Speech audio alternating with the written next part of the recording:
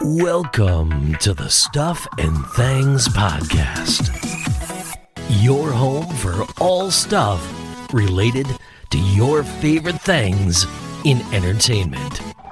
Now, here are your hosts. You need to back off. And waste this outfit? Eugene, get out of here! No, Supersuit! You're making a mistake. You made a mistake when you messed with my client! Because now I'm gonna whoop your ass.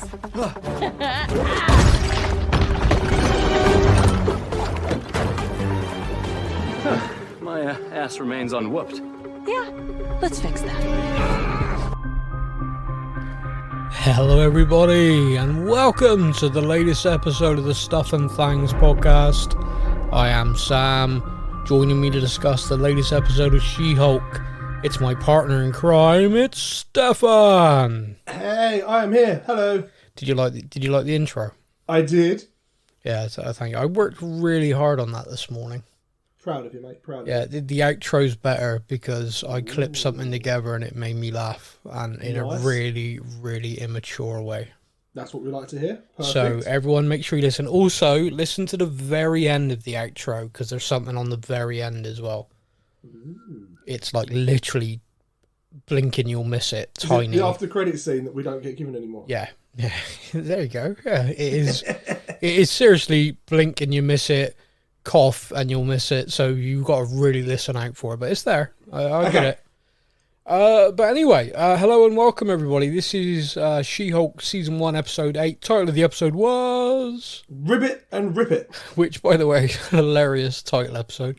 What a catchphrase. Yeah, rip it and rip it! What a dick.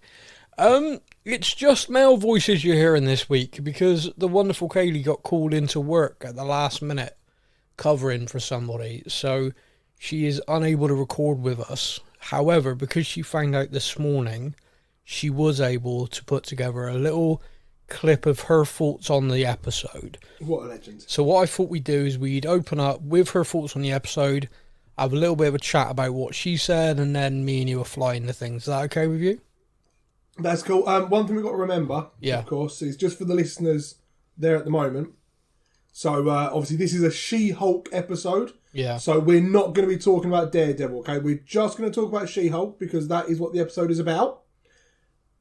And now those people have switched off, we can have a good episode. Let's go.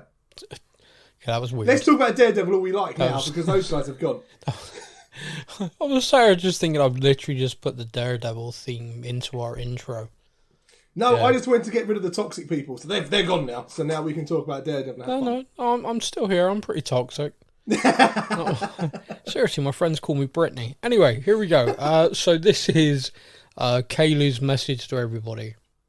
Hi everyone! I'm so sorry that I can't be with you in person today. I'm 100% with you in spirit, and I apologise in advance if Sam and Steph cause trouble without me being there to supervise them. Oh, hold the friggin' front door.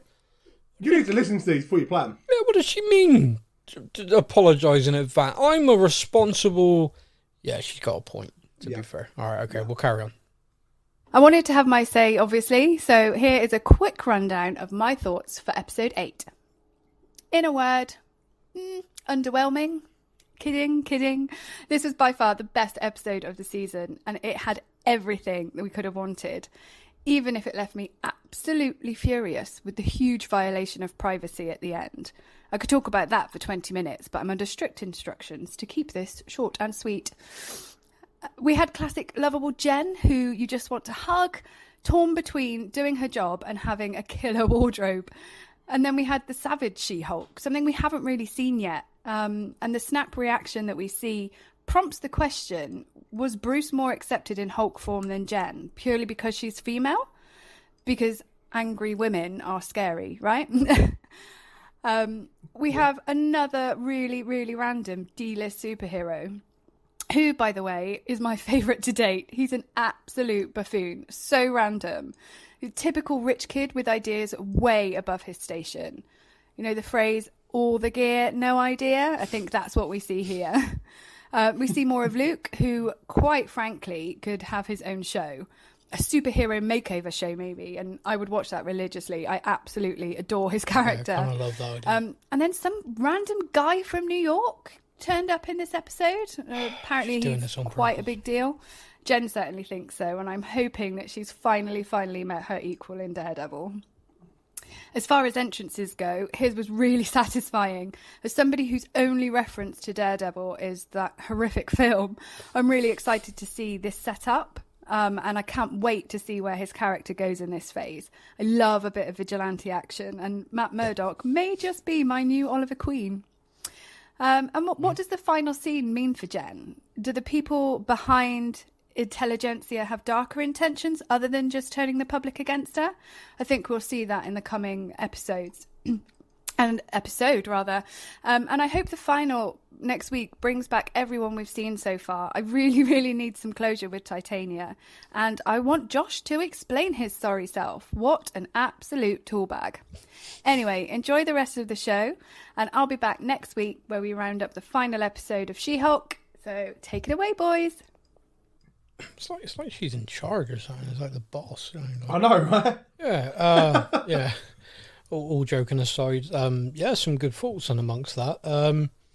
Trying to kind of unpack it a little bit. The Luke Jacobson superhero makeover show is up there with Luis's recaps and just kind of that.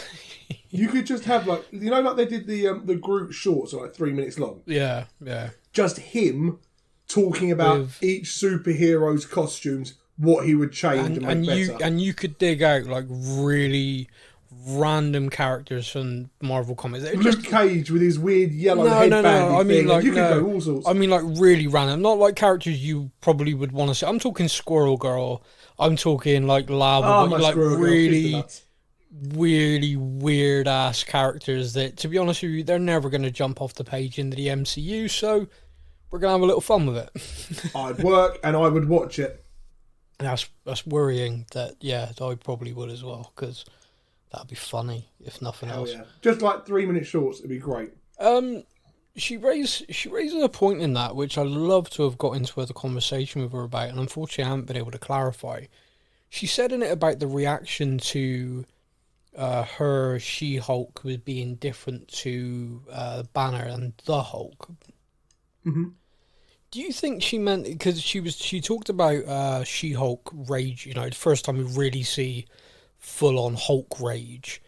Yeah. Do you think she was talking about that in the same context of the reaction to her going that way was different to Bruce going that way? Or did you think she meant it as in just the reaction to a male Hulk versus a female Hulk? I'm not sure. I've got to be honest with you. It's one of those ones where I'd love to have spoken to her about it. Yeah, because reaction could be meant either way. Yeah, because if she meant it in terms of people's reaction to hulking out, people in New York didn't react well when the Incredible Hulk lost his First shit. Appeared. No. People didn't react well to him in Sokovia when, Scarlet Witch got in his head and he went full Hulk again. He basically wrecked the whole city. Yeah. So I'm not entirely sure. Not exactly welcomed with open arms. Yeah, I mean, he kind of, it took a long time and took Bruce, becoming Professor Hulk, if you like, before people started posing for pictures with him. Yes. But, no, the idea that people reacted differently to her, a female, I get that. Because if you think about the fact that Bruce is walking around now as a Hulk, but speaking as Bruce, yep, people are very kind of like, oh, that's cool. And like she appears walking around as a Hulk, but speaking as Jen, and this group of idiots have got a problem with that. So I think that's perhaps what she meant. And I think that's valid and it's true, and it's probably a societal thing. Like, oh, you hear people say stuff like this, like, oh, why doesn't America elect a female president? It's like, oh, would you want a woman in charge of the nuclear button? Yeah, probably. Probably a lot more than me. My favourite sports team loses and I'm ready to, napalm the opposition stadium. So, yeah. Yeah, if you give me a button and say don't press it. Oh, there's that as well. Give it a week. Yeah, like if someone writes wet paint next to the nuclear button, you're saying goodbye to a few countries. Yeah. God, must press it. Must see if the paint is still wet. Wet paint, little finger. Is it? Crap, it is. Yeah, it is. It is wet. The song was correct, yeah. So yeah, I get what she means with that, if I've interpreted right. Kaylee, apologies if I haven't.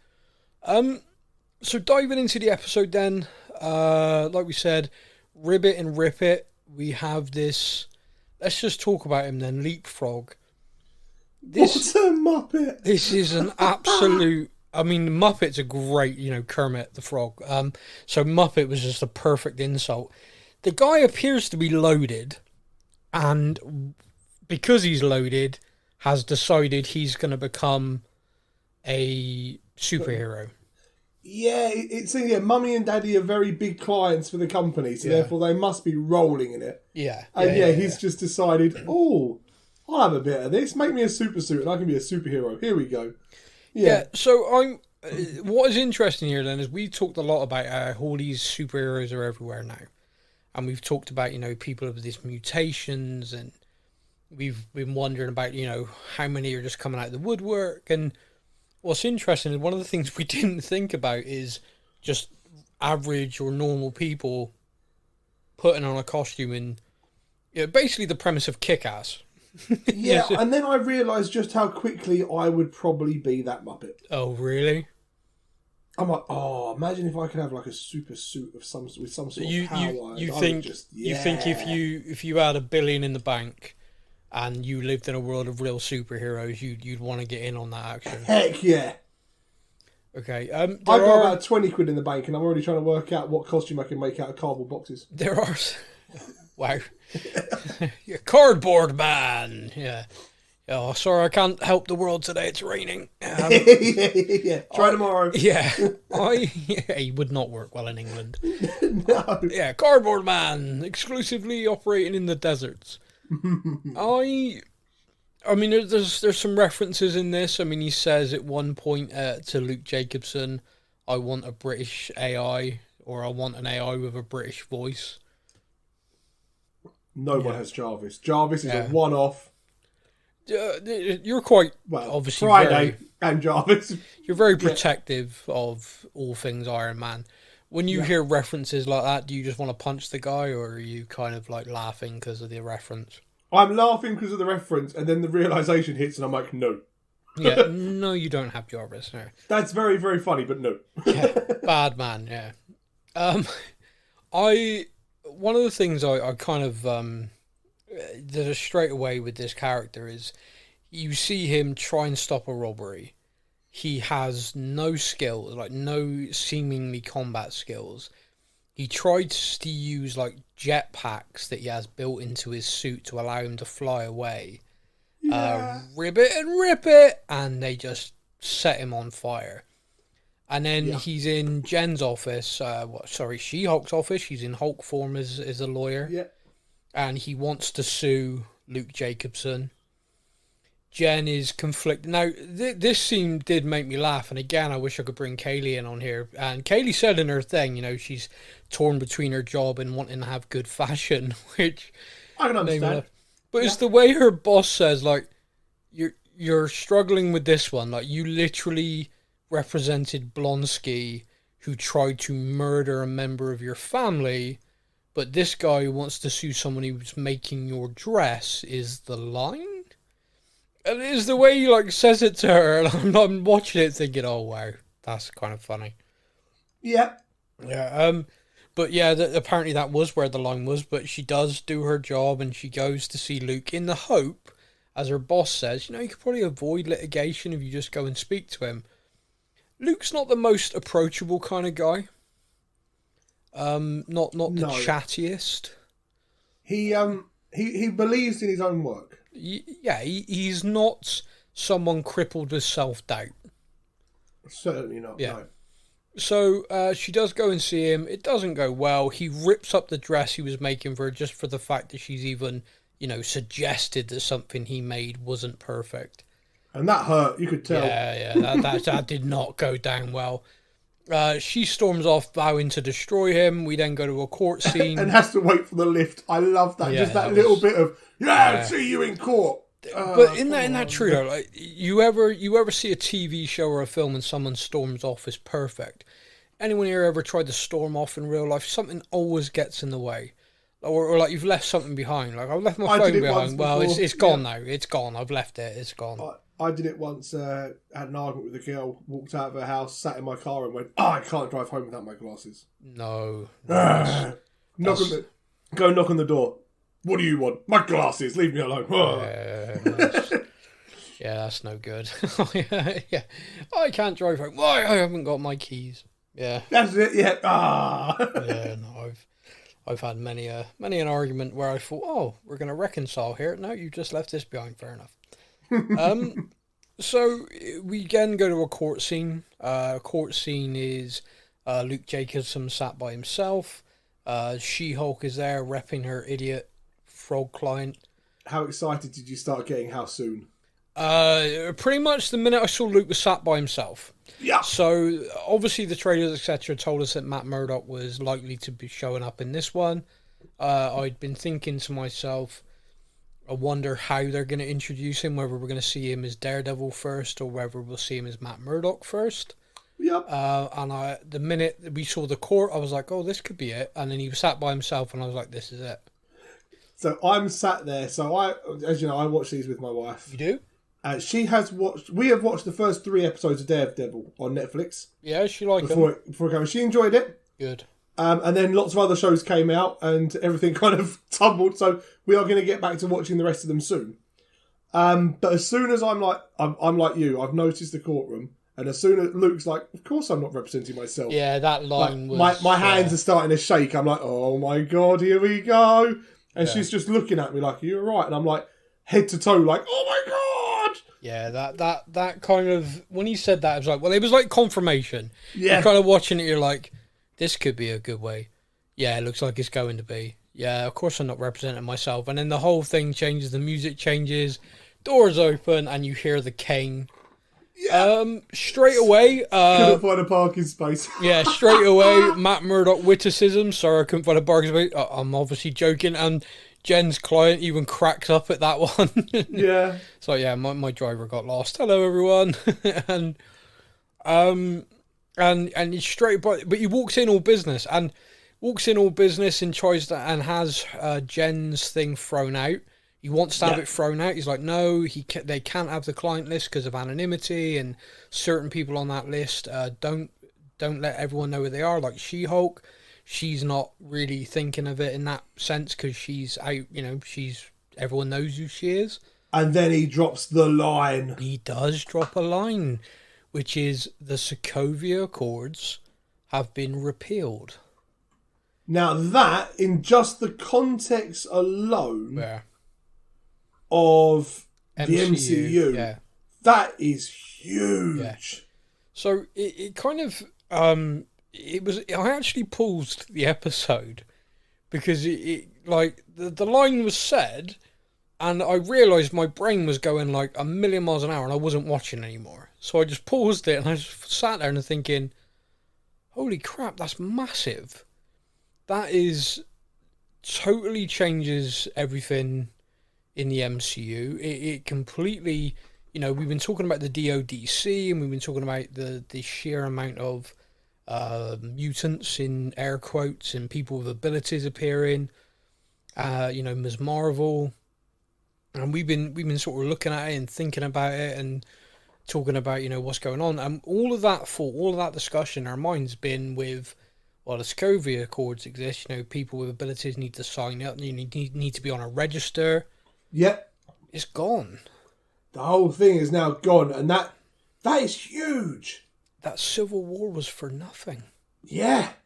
The fact that Tony and Steve weren't talking to each other for pretty much up until Endgame when they find him in space. And probably Thanos winning was down to that. That fracture, that kind of not being a team.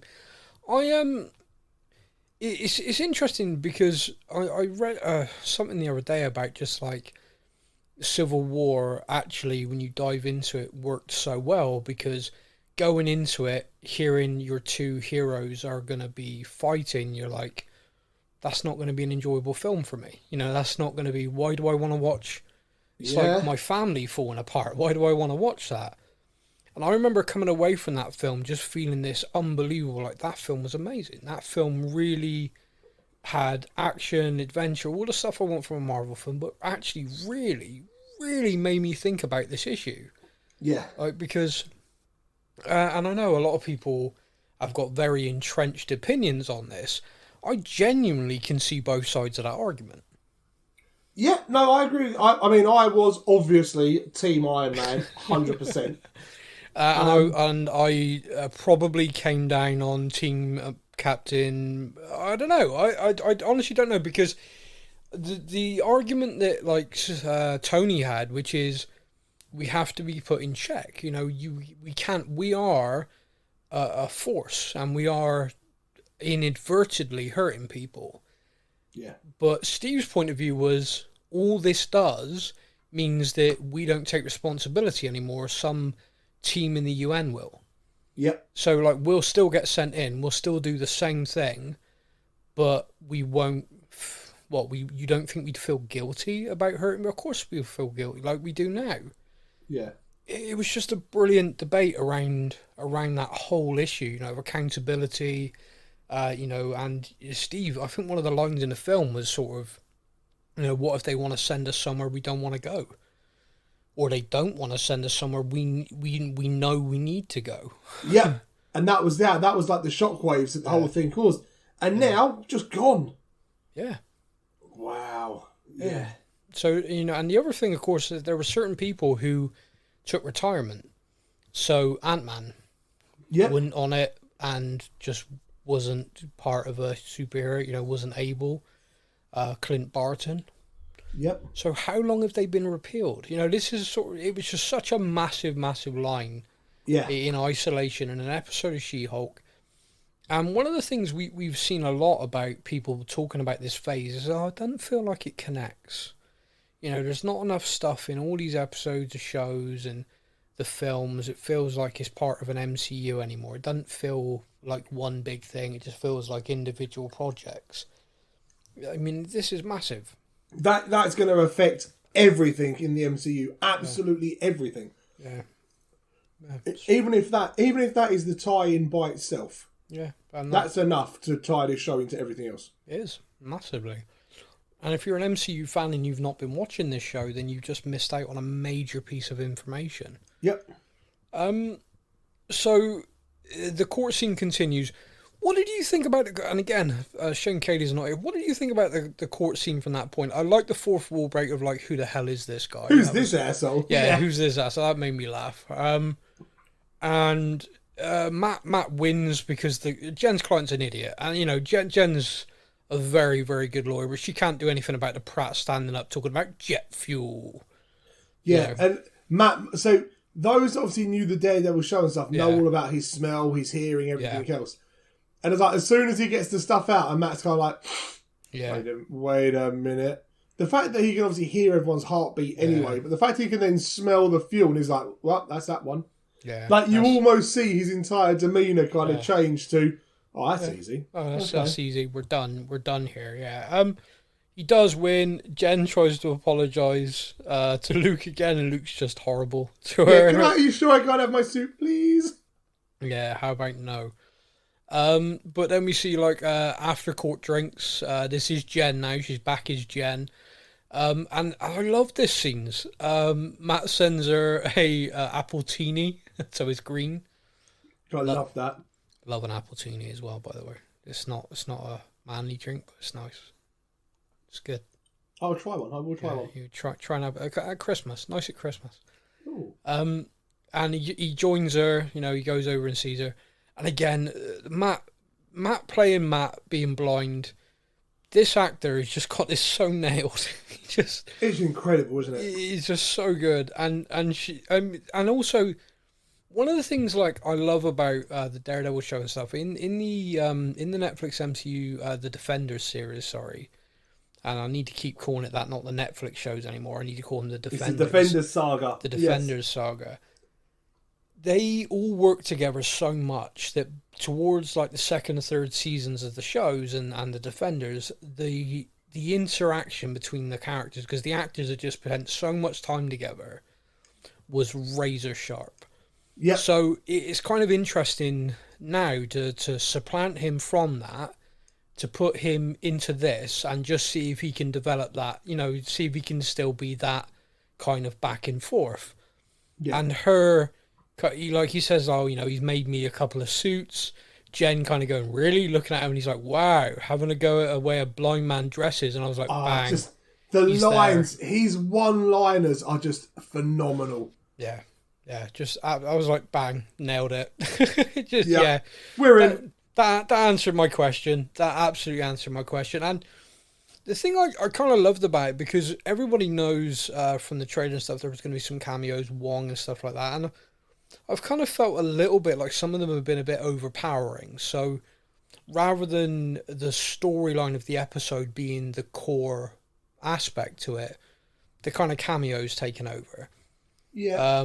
With this one, I really thought that was how I was going to feel. I was going to feel like, the Daredevil episode. Yeah. But this episode ends, and no, I'm not, no, not even a little bit, because the storyline of the episode, he's woven into it, and in a really intelligent way, that's funny, that's, fun for everybody. Yeah. Like, I think if you'd never watched the shows, you'd be like, who is this guy? This is fun. And you might go and explore it. Yeah. From my point of view, knowing the background of the character, this actor, in this guise of the character as well, I was just grinning. I just had this massive smile on my face. And all these people online kept saying, oh, they've ruined him. He's making all these stupid jokes. I'm like, did you not watch anything before? Like, yeah, he's done 3 seasons of Daredevil.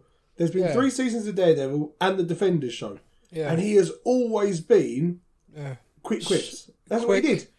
Ridiculously quick-witted, sarcastic. There were times in those shows where it was dark, brooding, menacing as hell. Yeah. Because that was the tone of the show. This tone of this show is different.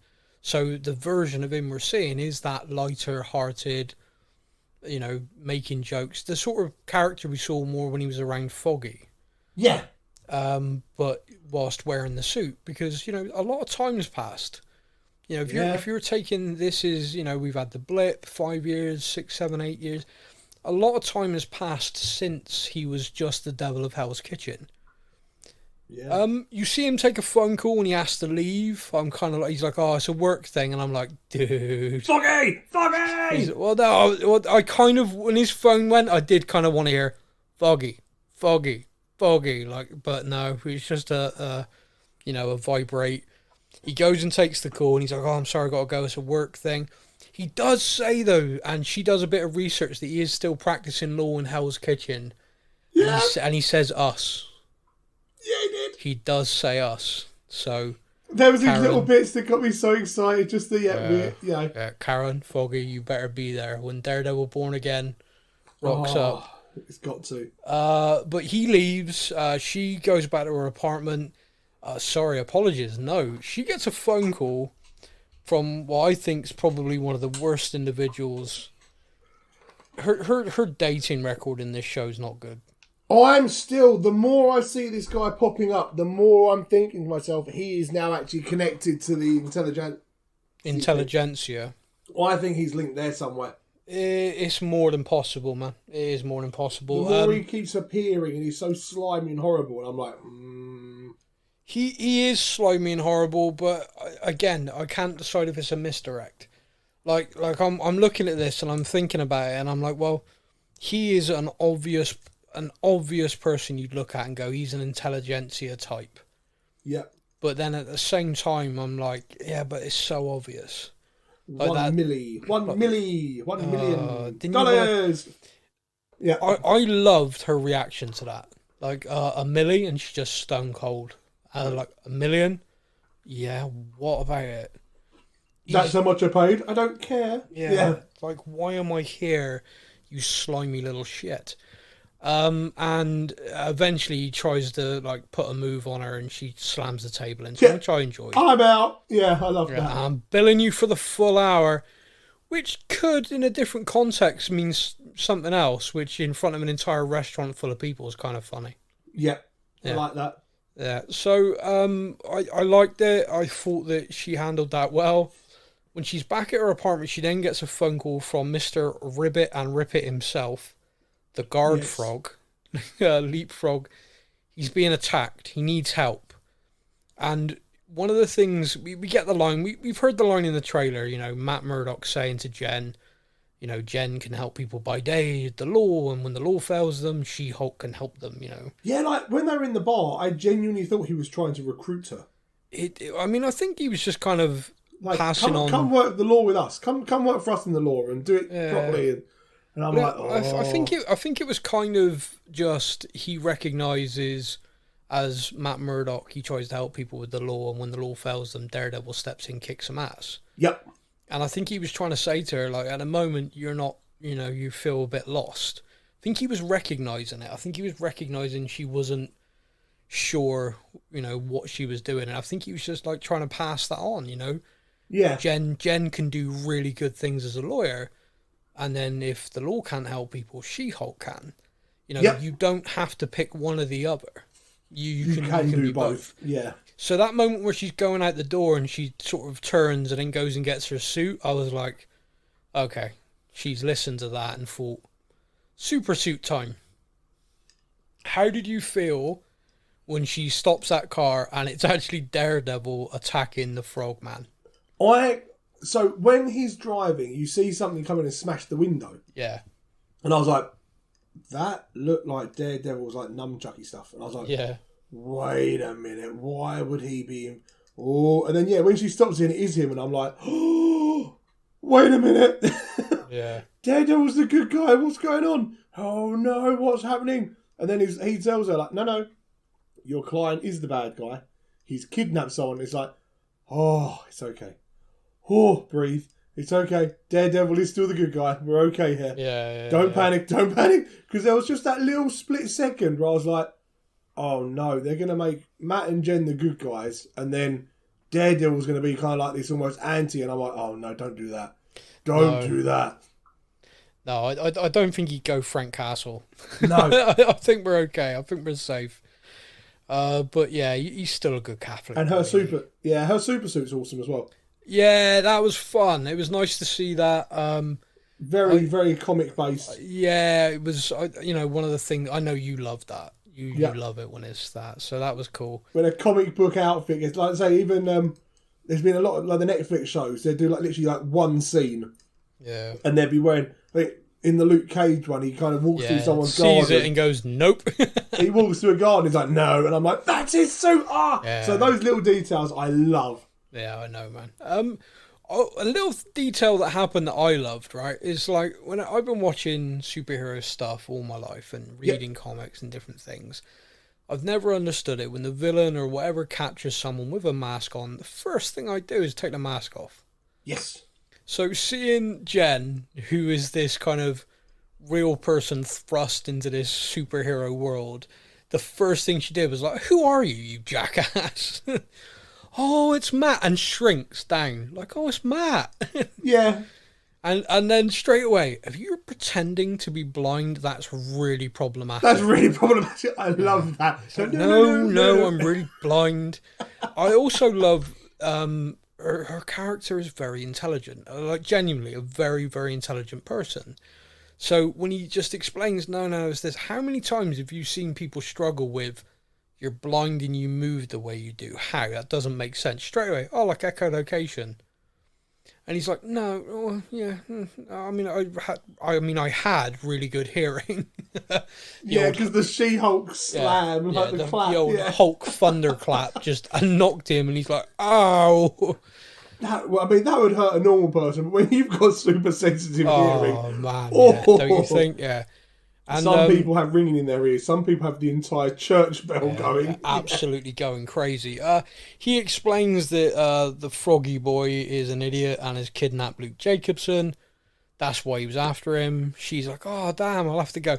Another line which cracked me up. Have you ever destroyed an entire car park before? And she's like, oh yeah, I better leave a note. Yep. It's like, you've not just dinged a car, you've just literally wrecked an entire She took out the facility. entire top floor. Yeah, you've just trashed this entire area. You threw a car. Throwing a car at Daredevil was a little bit harsh. Yeah. She did have a line as well, which was, excuse me for attacking the one dressed as a devil. And he was like, Fair point. okay. But what did you think about the moment where he introduced himself and we had the music? Din, din, din, din, din, How din, did you feel? Because that must have... I felt like, oh wow, they've included like canon. It's all canon. There were noises that were made that were not overly masculine. Oh, interesting. I'd find that hard to believe. I went proper like, ah! I got punched by the wife because apparently I was making so many noises and excited and like, oh my god, oh. She's like, can I just watch it, please? Can I just... Yeah, can you shut up so I can watch this? Hearing that music was a real... That's brilliant. Yeah. I'm Daredevil. And she looked at him like, what? Daredevil? Daredevil? Oh, whatever. Yeah. Like, to me, that was massive. To Jen, literally, I don't know who you are. To Jen, that's like, yeah, and that guy down there is called Leapfrog or whatever. Yeah. To us, we sat there like, oh my god, the music, the name, the mustard and ketchup. That's an interesting colour combination. Brave, yes, daring, yeah. Are you Daredevil? Are you daring because of the mustard and the ketchup? Yeah. I like the way he then says, do you want me to tell Luke that you're critical of his suit? She's like, no! No. All good. I just loved... It's a really silly thing, but I loved how much Matt was laughing. Just the character. And people online are like so bent out of shape about him. I'm just like, he's in a good place. Yeah. This is Matt in a good place. This is a really nice thing to see. Yeah. Why did everyone want to see Matt in a bad place? No, this character should be brooding and angry and upset all the time, and Can you imagine waiting 8 episodes for a character which you reckon is the only reason you're watching an entire show, and then be just sad to about criticise the character? that the fact your character has turned up? Can you imagine being like that? I couldn't do it. Well, there's we're gonna hear about it now. You said that, so probably, but I liked it. And when they arrive at this building, the lily pad.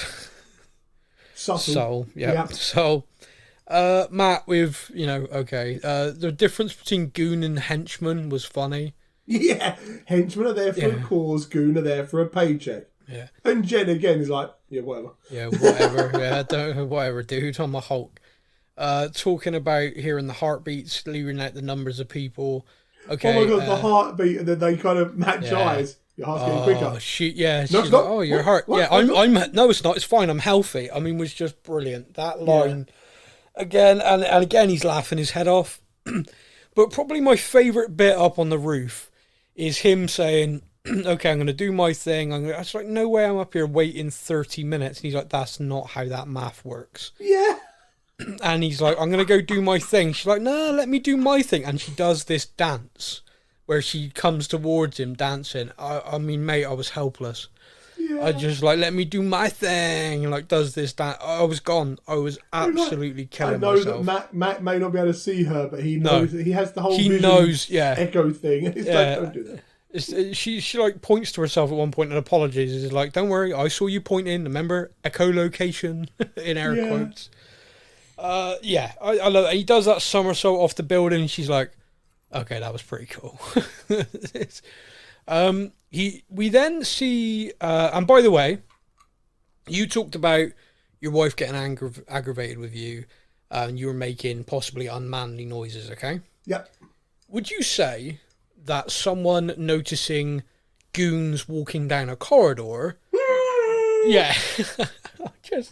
I have I must have said corridor scene at least 4 times before it happened, and she's just looking at me like, what are you on about? I was like, it's a corridor! She's like, yep, it's a corridor scene! And she's like, what's a corridor scene? I was like, the best thing to happen in Netflix MCU! It's a corridor scene! I kind of feel... Corridor? Just just watch. Yeah, I Just kind of feel watch. sad for anyone who has come to this and has not watched the Defender Kaylee, saga. for example, when we're Kaylee, talking in for our example. podcast chat about the corridor scene, Yeah. and she's like, "Yeah, there was a scene in the corridor. What are you on about?" Because we often watch the episodes that we're going to talk about at different times. And so we have this group chat between me, Stefan and Kaylee, and we'll put stuff in their news and obviously arrange times and stuff we're going to record and talk about shows we want to talk about. Yep. When it came to this, Throw I bad was... reviews at each other. Yeah. and throw abuse at each other, mostly Kaylee, because she deserves it. I posted, like, okay, I've watched it. I personally think that's the best episode so far, best episode ever. Stefan, all I'm going to say, corridor. Oh, as soon as you said straight that, away, you're like, straight away, you known, and it's exciting. And like Kaylee was like, "What the hell? Like, I've watched it now. What was the big deal about it?" And so, in the Defender saga, and it became all of them. And every season, you'd get at least one, and it would be brutal. And it's like they went, "Okay, the last one we did was like 20 dead bodies. This time we need 50." You know, it was like, we need guns in this one. We need swords. We need flamethrowers. It just became nuts, and they won awards for choreography and fight stuff, and they just kept going bigger and bigger with it, and it was amazing. I still remember the one from the Defenders where they're kind of like leaping over each other. Yeah. Phenomenal. And the moment it all goes, just that moment of quiet, and she walks around the corner, and Matt can't work out who it is. Yeah, no, anyway, all right, we will digress too much, but the minute we saw these goons walking down a corridor, one of them gets knocked out by one of Daredevil's sticks, and I'm gone, I'm helpless, I'm laughing. It was, there was a guy comes flying, so the guys are walking around the corner, a guy goes flying through a door, and I'm like, oh, here we go, here we go. He kicks ass, and then there's a load more, I think there's about 5 or 6 ready to charge him in the corridor. I am amped. I'm like, okay, so that was like, we've had a corridor fight, now we're getting more corridor, and I'm like, yeah! And She-Hulk smashes straight in, lands on them all, takes them out, and just like, She-Hulk smash. And I love it. Yeah, She-Hulk smash. I'm like, yes! And Matt's just like, oh, stealth, Jen. We were going for stealth. Never mind. He like comes through the ceiling. I was like, It's like, it's still a corridor scene, but it's definitely had a different twist. Like, It definitely had a twist. Corridor, that's fine. Yeah. And now we've had She-Hulk corridors. But this is what I mean about the episode. This is a She-Hulk episode. We've had some nice fan service, if you like, for Daredevil fans. Yeah. We got that corridor. The hearing his theme, having that corridor scene, that's plenty. Yeah. That is to the roots of the characters of the people who wanted Charlie Cox's version of Daredevil. It's right there. 100%. But the added twist of him just, when they burst into the room and they're fighting, and Jen's saying, I am here to protect you, I'm going to have to plead insanity. And then Matt's like chipping in, well, I don't know if insanity will work. Whilst kicking the crap out of someone in the frog, the frogman, as I'm guard frog, leapfrog, diddy frog. I loved it. Like there was a couple of the lines that he kind of. Are you a lawyer too? No, I just watched loads of legal dramas. Shows.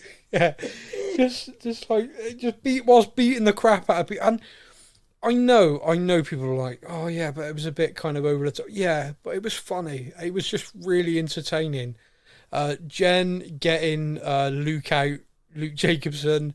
And when they're outside, him being like, "Fine, I'll make your dress," and then as like a pop at her about don't get too bloated. I'm like, "Oh, dude, you're such an asshole." Well, he's got two in it. He's got the Luke James there, the couple. He's got that line to her, yeah, and he's line to Leapfrog about, "I don't know who told you could pull off this cover, but go back and shoot them." Yeah, it's like, dude. I know you've been mean to kidnap you, but words hurt, man. He jumped out the window as well. So Leapfrog goes out the window, rip God. it and rip it, Rip it. bang, and you just see him getting taken away in an ambulance. I mean, just absolute. The guy's an absolute prat. Yeah, absolute prat. And he was dealt with the contempt he deserved of just getting slapped about. So funny. Jen then goes and sits next to Daredevil, who, by the way, is sat on a neon sign.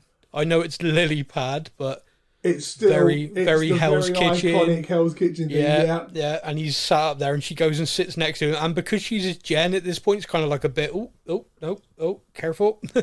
Yeah, and she she proper does it. She's like tiptoeing across, though. Yeah, careful. She's like, are you going to give a statement to the police? He's like, yeah, I'm not really the kind of stick around statement to the police kind of guy. She's like, oh, you're so dark and brooding. It was just funny. He's like, he's smiling. Going, yes, he is. But he's smiling because he's obviously in a really good place. Yeah. And she's smiling because She-Hulk gonna smash. She-Hulk smash, yeah. She does, he says, you know, she kind of does the hint. Are you going to be here for much longer? And he's like, I'll fly back to New York tomorrow. Oh, okay. That's the other thing. Oh, circle that. We're coming back to it. Okay, and he's like, so, maybe next time I'm here, I can buy you dinner. And she's like, or we could just skip that, and we could She-Hulk smash. Yeah. And they do go back to her place, and we see some. I did laugh at the whole trying to get him out of his super suit. Yeah. And then just eventually drags him to the bed by the suit. Like, no, come on then. I can't get you out of it. My way. Yeah. And then we get to see Daredevil do the walk of shame the next day, which I never knew I needed to see. Daredevil without his boots on, just doing a walk carrying of shame. it as if they're a pair of stilettos, and saying good morning to just a woman. Yes. Good morning. She's like, okay. Matt Murdock is in a good place right now. Matt Murdock is in a very good place. And so's Jen, by the way, who's got a big very smile on her face. Ending. She would know. Yes. Why are you lot still here? I've had a very satisfying ending. I was like, bravo. Yes. Yeah, good for you. It was everything about all of that was just brilliant. And like I said, I smiled. This whole story, this whole episode, I was happy to see the Daredevil character again. Happy to see Charlie Cox get back to playing him. You know how much that meant to him. So to him now being the MCU, he's happy. And it's almost like him being in such a good place, happy about that, is now Matt Murdock's in this really great place and happy about that. And we all know that in Born Again there's going to be some bad stuff because this character is the sort of character that gets beaten down to come back. So we know, sadly, something bad's going to happen. It isn't going to all be good stuff. But at this moment, very happy. Now, before we crack on, you want to circle back to something. So, the bit that we were kind of talking about, like, this whole, he's from Hell's Kitchen, what's he doing in California, LA and stuff. It was one of those things, I've just got it in my notes here, I've just noticed on my, I don't do notes very often, but this one I have. Oh, proud of you. There's the fact that he deals with it so quick and simply in the bar with Jen. Like, I work for a law firm in Hell's Kitchen, but occasionally need to make a bit of extra money when the bills don't meet up. So I'd go and do client work elsewhere, and this guy makes my suits. And it was literally that one sentence has gone, okay, so he can appear anywhere because he's just put it out there, just doing some client work. If there's a second season of She-Hulk and She-Hulk needs a hand with something, I can call Matt. It's now done it, but at the same time, they've made this nice point of going, no, I am still from Hell's Kitchen, New York. Yeah. And I just thought that, I know we've kind of discussed it already in the podcast, but as I saw it in my notes, just the fact that they took the time just to do that one simple line, because I know we spoke about, I think earlier in one of the earlier episodes of the podcast, like, what's he going to be doing there? Yeah. We know he was in Spider-Man, but that was still New York. Yeah. What's he doing here? And just the fact that they just used that one line just to cover over it and be like, that's why.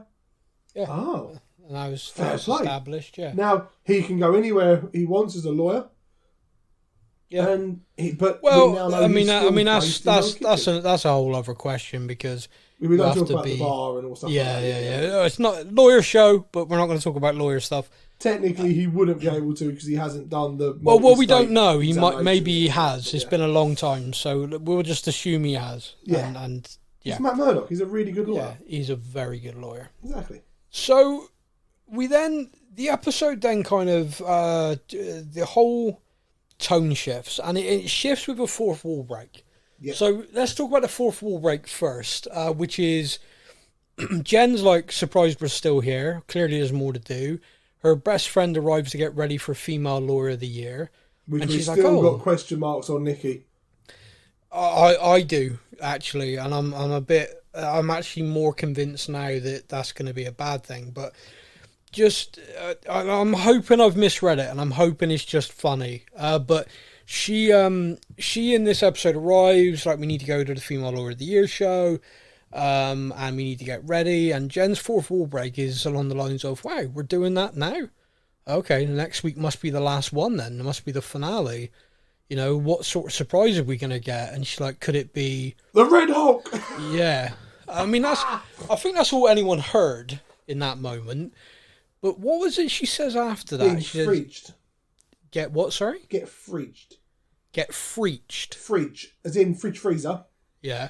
So, I'm glad you asked this, because I get to do a little bit of a geeky thing now. Bring it on. So, the wording of fridging, or to be fridged, as in fridge freezer...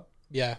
Was a line that came from one of the comic book things of basically how they write out a female character that's not a big part. Really? And it happened in a few places where literally the main character would come home and the woman's body would be in a fridge. Oh, Jesus, okay. So they would have been killed by the villain and the body was found in the fridge, for example. So when she said that, she's kind of like, are they just going to kill me off? Are they going to kill me? Yeah. So it's like, that's awesome. Thank you, man. That's if that's you look really good. so Scarlett Johansson's Black Widow, for example, big female character dies for a really big reason, not being fridged. Yeah. You could argue that Aunt May in the Spider-Man movie, that could be written as fridging because she wasn't a major character. Plot line could have gone somewhere, didn't really have to, so they just wrote her out. Okay. You know, it impacted a couple of people, like Peter and Happy, but it didn't impact the whole storyline, for example. Okay. So therefore, that could be classified as fridging. So her to say, and it's something that only happens, in quotations, only happens to female characters. You know? Okay. Well, that's just sexist. Exactly, but like the hero would come home and, oh no, I can't find my wife. The villain's killed her and put her in the fridge. Damn, that's dark. And that is what fridging is. So the fact that she actually used the term, I was like, that's wow, fun. They could be, are they writing, basically her going, are they writing me out? Are they killing me off? Yeah. Okay, well, that's fun. Thank you. That was good. We also see Nikki jump out pretending to be Wolverine. Heck yeah, we do. Yeah, so we hear the Red Hulk, and then we see her jump out pretending to be Wolverine with all the makeup between her fingers as if they were claws. A lot of people missed that. Nope. No, I know you didn't. No. I said a lot of people missed it. But that was fun. We see them go to the show. Slimy McSlimes-a-lot is there. And we again, see him. he's with Holden Holloway. Yeah, with her boss. There's a link there. Is he drinking son? I'm starting to think there might be a link there somewhere. Potentially. Because he's been in the building a few times now. Yeah, no, the guy, he's a client, and they've said that, but because he's a client of, what's her name? Mallory. They then put all these women up on stage and give them all an award, which... I didn't see that coming. Really pissed me off, but then I think it was meant to. Yeah, because everyone's kind of like, Jennifer Walters, She-Hulk, is the female Lord of the Year. No, all are. Aren't you all wonderful? Everyone's a winner. It just makes it really came across almost like, remember like, so when we were at school and you did sports day, it was first, second, third place. I went to a sports day a couple of months ago and everyone who ran in the race got a sticker. Yeah. And I'm like, that is bull. Yeah. Nope. What is I think when the kids with come this, over, I got a sticker, and I'm like, yeah, but you came last. Like, come on, mate. I think it's a separate debate, but with this is what I felt the same thing though. It was kind of like they've made this big point of, well done, you're all women in law, you can all have an award. Well done. Yeah, well, this came across so patronising. Yeah, and I think that's the point. I think, and again, I wish Kaylee was here to discuss this with us, but it came across patronising as hell, and then to ask the question, what's it like being a woman in lawyer? I like the fact that Mallory shot it down. Straight away, yeah. We then have the intelligentsia hacking the big screen. Oh, and man, this for me is where this show went from comedy to actually very, very dark, and it happened like that. Literally, like, and with one word. Click. Yeah. With one word for me, it was where this changed. So the intelligentsia thing we kind of seen in the background, and trolling, nasty little idiots on the internet. Unfortunately, that is the reality. Anyone who gets famous for anything now, whether it's just you were on the news clip, you're going to find people online slating you. It's horrible. It's a reality. And they will drag up something that you said 12 years beforehand. And yeah. Now, intelligentsia to me was going to be, we've kind of already had that about them, and we've been kind of wondering what their role was. It would appear now that they are, as part of, if not the big bad in this. Yeah. And like I said, to me, it went from this kind of comedy, fun show to dark the minute I heard the word slut. Yeah. Because it was, she doesn't deserve these powers, she doesn't, oh yeah, and she's a slut. And I was like, whoa, wait, all of a sudden, fuck. The whole they show went there. Changed like, they went there, and they went there heavily. They put this guy, this Josh guy, not only did what he did, which we all agreed last week, was sick and gross beyond all measure. It now turns out he filmed the whole it thing as well. And they've put it up on the screen. Like, her parents are there. Yeah. Her friends, her colleagues, people. It's horrific. And so I've got a question for you in this moment, because I don't feel that I can fully do this. And it's a shame Kayla's not here, because I think me and you could have just let her go at this moment and just sat back. And because she's not here to do that, I don't think two male voices is correct to try and do this. So we're going to try and focus in on the comic book, okay? The comic aspect here. Okay. Jen has always been kind of in control. As a Hulk, she is She-Hulk, but she is still Jen. Yes. Like, I have all this strength and I'm in control. And I can turn it on and off like this. Da-da-da. Do you think this is actually the first time we saw her, she loses her temper, or is this actually a Hulk persona has emerged because she loses her, she proper blood boils and she doesn't actually have control in that moment? I think so, because Mallory Brooke looked at her, she's like, Jen, don't do it, before she smashes the screens and then goes, and I'm like, as I'm watching it, my first instinct is she's hulking out. Yeah. Like, we haven't seen her Hulk out because she's always been in control. I always called hulking out when the Hulk took over. Yeah. And this was the first time where I was like, oh no. For me, it was the growl. Like, if she was smashing all of this and like shouting, swearing, like, where are these I'd say Jen has snapped, and a snapped Jen as a She-Hulk could be very dangerous. But it's the fact that it's still Jen and stuff, and it's like, that's and she Hulk. Doesn't speak. It is like the Hulk has taken over. Yeah. If you think about, when Banner's the Hulk in, let's just go back to Avengers, the first movie. Yep. And they start to be able to communicate with him, and he's just not completely mindless. It's still Hulk, smash, and he goes off and smashes the crap out of everything. Yeah. She didn't, she's not communicating. Her eyes are like fixing around the room, and she spots those guys at the back filming it wearing face masks. And just goes. She isn't thinking. Jen's very intelligent. Like, Jen would be catching them, unmasking them. Who are you? What are you doing? You got to think about what she. And in this episode, we almost saw that already. Yeah. She lifted Matt and took the mask off straight away. In this, she's charged through a wall, grabbed him, lifted him, and probably about to smash. Looks like she's about to squish him. And all of a sudden, like, people are running, screaming, and perhaps she's starting to realise.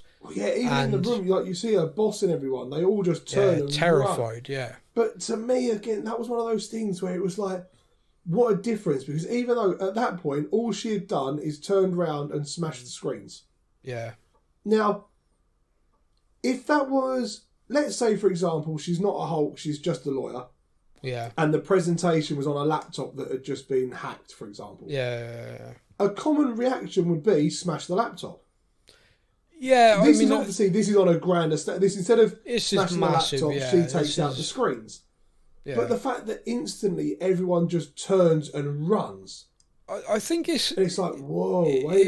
It's All a she's difficult... done is broken a screen, you know. Well, you say that literally collapsed part of the building. That wall, yeah. Yeah, the whole wall's gone and you see a whole part of the section of the building come in. But then the fact of everyone's outside and straight away it's armed forces, lasers at her and stuff, instantly. Them being there so quickly, I wanted to highlight. Yeah. Like, are they literally on standby? Like, Every there's a whole time she Katniss goes award somewhere, show. yeah.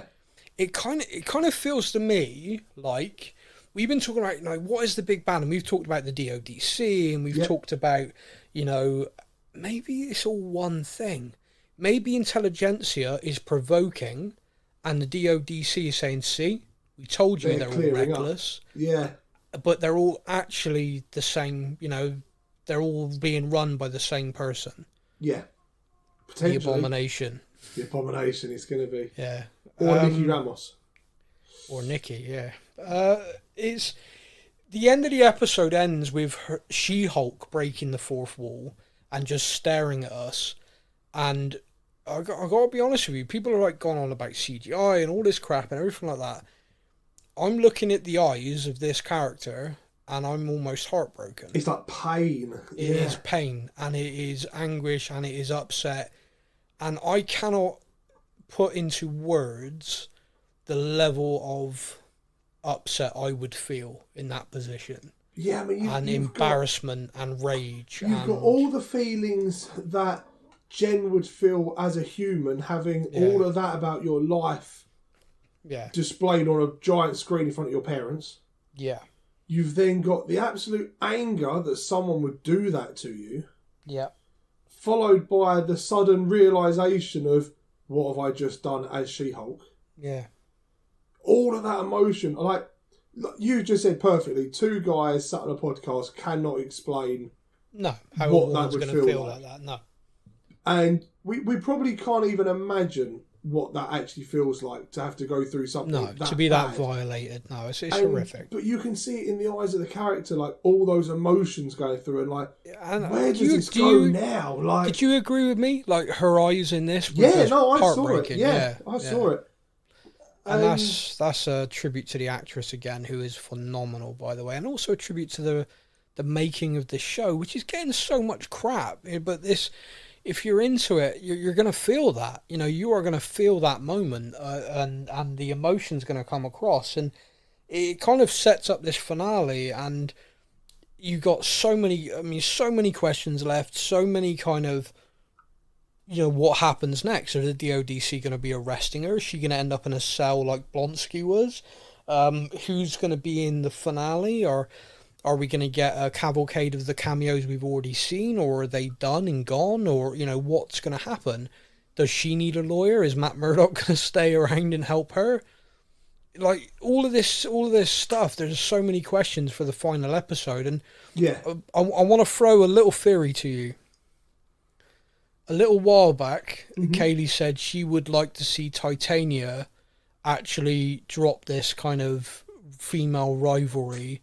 Become a good guy, almost. Well, you know, a bit of the sisterhood. And me personally, if Titania's sat back and just seen what's happened to her, potentially that would be a more than valid reason for her to step out of the shadows as kind of like, no, you don't pull that. You know, me and her might not be besties, but you know that you can get. You ain't doing that to somebody. So yeah, I don't know what next week's going to bring, but I am excited to watch it very much. So very much, yeah. I mean, it's going to be. It's going to be one of those finales where all of a sudden, like, we know the episodes are only 30 odd minutes long. Yeah, they're like half a podcast. And yeah, they are. But then all of a sudden, all of this has now just happened in this last bit. And it's kind of like, oh, damn, here we go again. Like, this is going to be one of those. Yeah. This is going to be a heck of an ending. I think so. And also, hopefully, we'll learn a little bit more about if we're going to get more. You know, maybe we'll learn about season 2 or She-Hulk will just return. like a special or something. I don't know. But mate, that's all my notes. Did you have anything else you want to discuss or cover? I don't think so.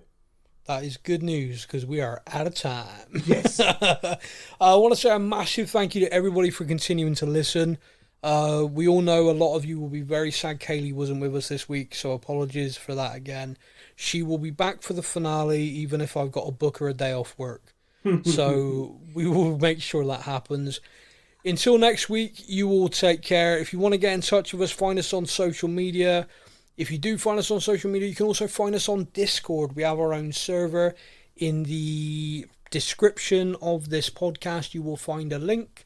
That link is valid for 5 days from the day of this being recorded, I think. Oh, yeah, we must remember that. Yeah, so if you click the link and it says, this link's not valid, message us via any of the socials or email us and we'll send you an updated link. On the Discord, you can talk about any of the shows we talk about. There are threads for each one. Obviously, there's a very active She-Hulk thread on there. And we, me, Stefan, and Kaylee, we're all active on there talking. And the sooner more people are on there, the sooner I don't have to be active on there because I can run away from it. People are starting to be mean to me. Someone said I had a crap beard on there today. Yes. And someone else said that I clearly can't watch horror stuff because I'm a wimp, which is true. Yeah, it's fair. Okay, everyone, you all take care. We'll be back next week. That's a wrap. Hey, maybe next time I'm in town, I can take you out to dinner. Yeah, or maybe we could skip all of that and just She-Hulk smash. Thank you for listening to the Stuff and Things podcast. We hope you enjoyed the show. You can find us on Facebook or online. Simply search the Stuff and Things podcast to join in our conversation every week.